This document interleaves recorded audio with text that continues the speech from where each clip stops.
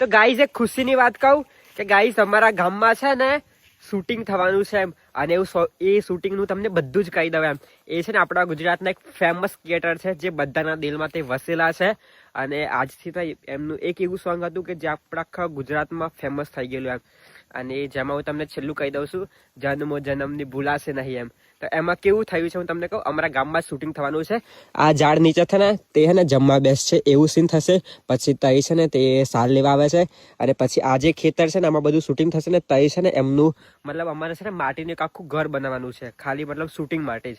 પછી આને શૂટિંગ પૂરું થઈ જશે ને એટલે પછી માટીનું ઘર અમે પાડી નાખશું.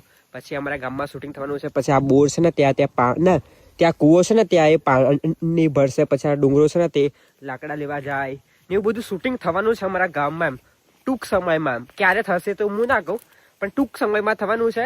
અને જેનું એ ગીત એ હિરોઈનનું તમને નામ તો નહીં આપતો, પણ હું તમને એટલું કહું છું કે છેલ્લા શું છે ખબર, જન્મો જન્મની ભૂલાશે નહીં એનું રિવીઝ બીજી વાર થઈ રહ્યું છે.